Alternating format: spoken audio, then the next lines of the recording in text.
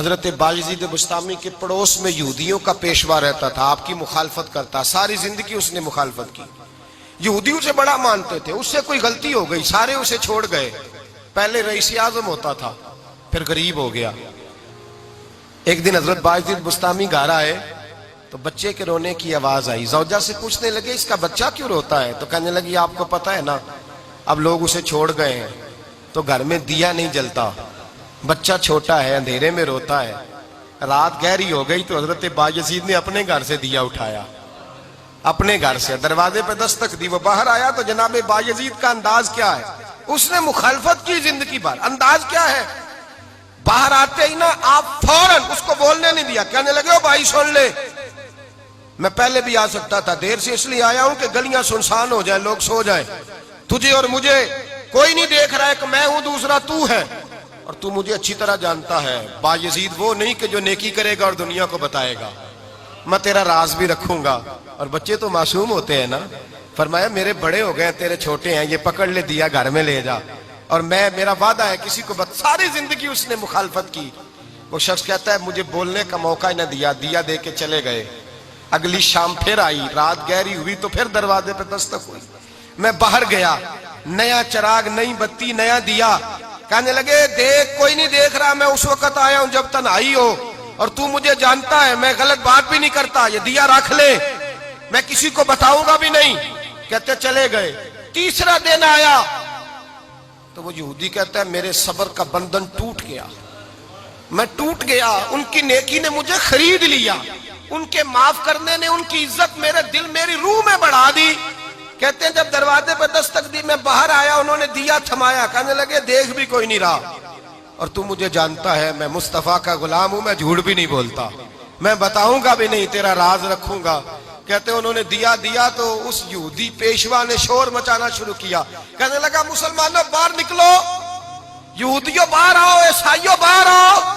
شور مچ گیا، لوگ چھتوں پہ چڑھ گئے، کیا ہوا کیا ہوا؟ کہنے لگا یہ بایزید ہے، میں یہودیوں کا پیشوا ہوں، میں نے ساری زندگی جھوٹے الزام لگائے، ساری زندگی اس کو بدنام کرنے کا ہر حربہ استعمال کیا، جو مجھ سے بن سکتا تھا میں نے کیا، پر یہ عجیب شخص ہے، یہ پرسوں بھی مجھے دیا دے گیا ہے، آج بھی دے گیا ہے، کل بھی دے گیا ہے، میں ساری زندگی اسے رلاتا رہا، اور اس نے میرا چھوٹا سا بچہ بھی میرے بچے کا رونا بھی اس سے برداشت نہیں ہوا۔ میں تم سب کو گواہ بنا کے کہتا ہوں میں جھوٹا ہوں، بایزید سچے ہیں، ان کا مذہب بھی سچا ہے، قرآن بھی سچا ہے، اسلام بھی سچا ہے، اور جس مصطفیٰ کا یہ کلمہ پڑھتے ہیں وہ محبوب بھی بڑا سچا ہے، یہ سچے دین کے ماننے والے ہیں۔ کہنے لگے میں تمہیں گواہ بنا کے مصطفیٰ کا کلمہ پڑھتا ہوں اور تمہیں بتاتا ہوں کہ آؤ سارے در رسول پہ جھک جائے۔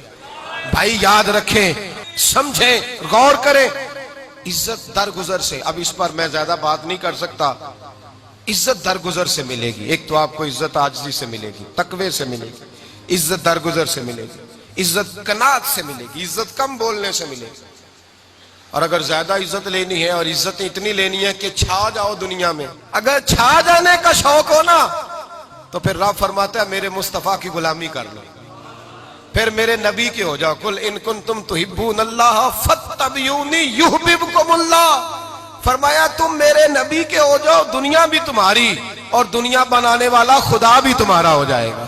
تم میرے غلامی مصطفیٰ میں عزت ہے، رسول اللہ کی نوکری میں، اور قسم اللہ کی بڑی عزت ہے، بڑی عزت ہے، بڑا وقار ہے، بڑا پیار ہے، بڑا حسن ہے، بڑی رعنائی ہے، بڑا ٹھہراؤ ہے۔ یار وہ جو لوگ کہتے ہیں نا میں پتہ نہیں کون ہوں، کہاں کا رہنے والا ہوں، یار نہیں لوگ پوچھتے تو کون تھا، تیری برادری کیا ہے، تو کہاں کا ہے، نہیں پوچھتے۔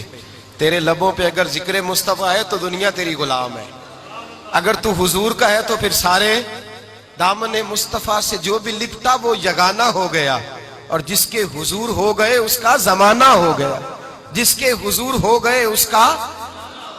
اقبال کہتے ہیں قوت عشق سے ہر پست کو بالا کر دے، اور دہر میں اس میں محمد سے اجالا کر دے، اور کی محمد سے وفا تو نے تو ہم تیرے، کی محمد سے وفا تو نے تو ہم تیرے، یہ جہاں چیز ہے کیا لوح قلم تیرے۔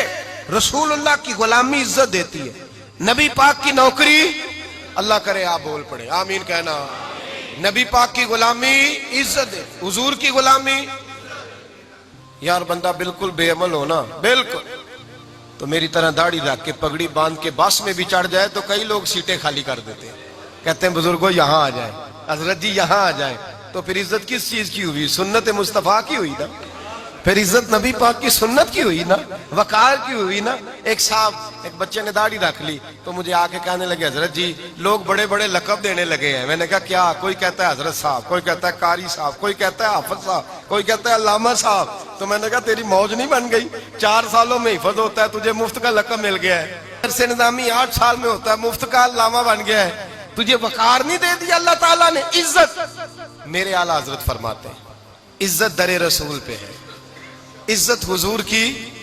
اور اعلیٰ حضرت نے ایک بات لکھی ہے بڑی قیمتی، اور میں نا جب کبھی پریشان ہوتا ہوں نا تو میں یہ والی بات کھول کے پڑھتا ہوں اعلیٰ حضرت کی. یہ بات ڈھارس بندھاتی ہے، ڈھارس توانائی دیتی ہے، پورا مضمون باندھا ہے. اعلیٰ حضرت کہتے ہیں بے روپیہ تھا مداری، روپ بدل بدل کے دکھایا کرتا تھا، بادشاہوں سے انعام لیتا تھا. ایک دن اورنگزیب عالمگیر کے پاس آ گیا، کہنے لگا میں روپ بدلوں گا، اگر آپ پہچان نہ سکے تو میں انعام لوں گا. آپ نے فرمایا میں کوئی ایسے ویسا بادشاہ نہیں، کہا مجھے دھوکہ دینا مشکل ہے. کہا نہیں میں روپ بدلوں گا. حضرت اورنگزیب عالمگیر بڑے نیک بادشاہ گزرے، بڑے پرہیزگار آدمی. وہ بے روپیہ کہنے لگا میں روپ بدلوں گا، آپ نہیں پہچان سکیں گے. فرمایا چل جتنا تیرے اندر زور ہے لگا لے. حضرت نے اعلان کیا کہ میں نے فوجی بھرتی کر دیں. 2 ماہ کے بعد ٹیسٹ ہوگا. وہ 2 مہینے دوڑتا رہا، رنگ روپ بناتا رہا. آیا ٹیسٹ دینے، 2-3 سپاہیوں کا امتحان لیا. اس کی باری آئی تو 10 روپے دیے. کہنے لگے تیرے آنے جانے کا کرایہ میں نے تجھے پہچان لیا ہے. کچھ دنوں کے بعد جانے لگے سفر پر تو بھکاری آ گئے خیرات مانگنے. اس نے بھی سارے منہ پر سیاہی مال لی، کپڑے پھاڑ لیے، سر کے بال منڈا لیے، بھویں تک کٹا لی، بدرنگ ہو کے آیا. کاسا آگے کیا تو حضرت نے 10 روپے ڈالے. کہنے لگے تیرے آنے جانے کا کرایہ میں نے پہچان لیا ہے. کچھ دن گزرے تو ٹیچر کی ضرورت تھی. اس نے مونچھیں بڑی کر لی، داڑھی نکلی لگا لی، سر پہ جنا کیپ پہن لی، ایک شیروانی لے لی اور ہاتھ میں چھڑی پکڑ کے آیا. کہنے لگا میں استاد ہوں، 2-4 بندوں کا امتحان لیا. اس کی باری آئی تو 5 روپے دیے، 10 روپے دیے. کہا تیرا کرایہ میں نے پہچان لیا. 2 سال گزر گئے. وہ جب بھی آتا حضرت پہچان لیتے. ایک دن سفر پہ جا رہے تھے، بہت بڑا لشکر تھا، جہاد کرنے جا رہے تھے اورنگزیب عالمگیر. تو دیکھا ایک پہاڑی ہے، پہاڑی پہ لوگ جا بھی رہے ہیں آ بھی رہے. اورنگزیب عالمگیر پوچھنے لگے یہاں کیا ہے؟ کہنے لگے ایک بابا جی بیٹھے ہیں دعا کرتے ہیں، اللہ کے نیک بندے ہیں. اورنگزیب کہنے لگے یار پرانے لوگ سارے ہی اللہ والوں کو مانتے ہیں، یہ بھی مصیبت آئی ہے جتنی نہیں آئی ہے، سارے لوگ ہی مانتے ہیں. کہنے لگے ذرا میں دعا نہ کرا لوں، اچھے کام جا رہا ہوں. اورنگزیب بادشاہ تھے، بادشاہ لوگ نازک مزاج ہوتے ہیں. گھوڑے سے اترے، بڑی مشکل سے پہاڑی پہ چڑھے، اوپر گئے تو لائن لگی ہے، بابا جی غار میں بیٹھے. کہنے لگے میں نے ملنا، میں اورنگزیب ہوں. انہوں نے کہا ہمارا بابا اس طرح کا پیر نہیں کہ امیر آئے تو رنگ اور ہو، غریب آئے تو اور ہو. یہاں اگر ملنا ہے تو لائن میں لگ جاؤ، سب ایک جیسے. اب لائن میں کھڑے ہو گئے، 50 آدمی آگے تھے. کہتے ہیں 51واں نمبر تھا. تھک گیا دھوپ میں کھڑا کھڑا. جب میں پہنچا غار کے دہانے تو میں نے بابا جی کے چہرے پہ نظر ڈالی تو بڑا نورانی چہرہ، بڑی خوبصورت لب و لہجہ.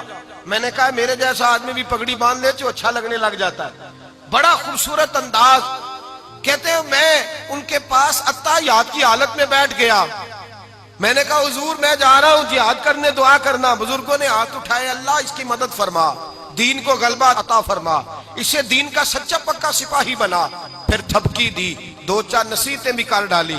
دیکھنا ظلم نہ کرنا، زیادتی نہ کرنا، جب تو جیت فخر نہ کرنا، غرور نہ کرنا. نصیحتیں بھی کر دی.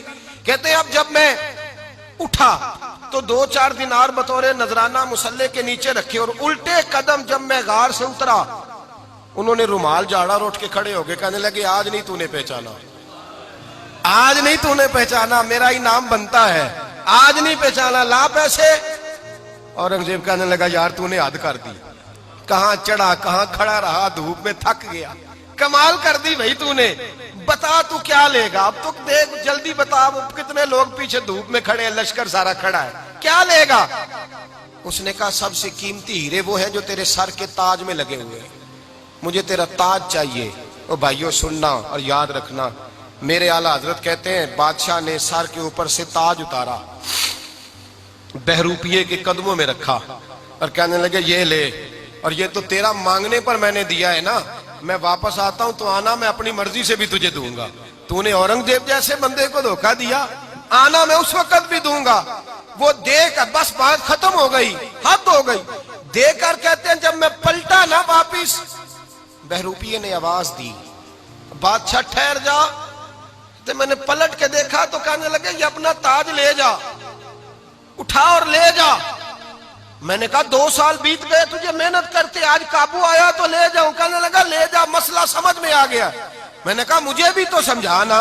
تو کہتے ہیں وہ پھوٹ پھوٹ کے رویا، اس کی آنکھیں برس پڑی، سیلاب کی طرح آنسو بہ نکلے، تڑپا اور رو کے کہنے لگا بادشاہ میں نے جھوٹ موٹ رسول اللہ کی غلامی اختیار کی تھی، جھوٹ موٹ کی داڑھی، جھوٹ موٹ کی پگڑی، جھوٹ موٹ کا فقر، میں نے جھوٹ موٹ نبی پاک کا لباس پہنا ہے. تو تیرے جیسے بادشاہوں کے تاج میرے قدموں میں آ گئے ہیں.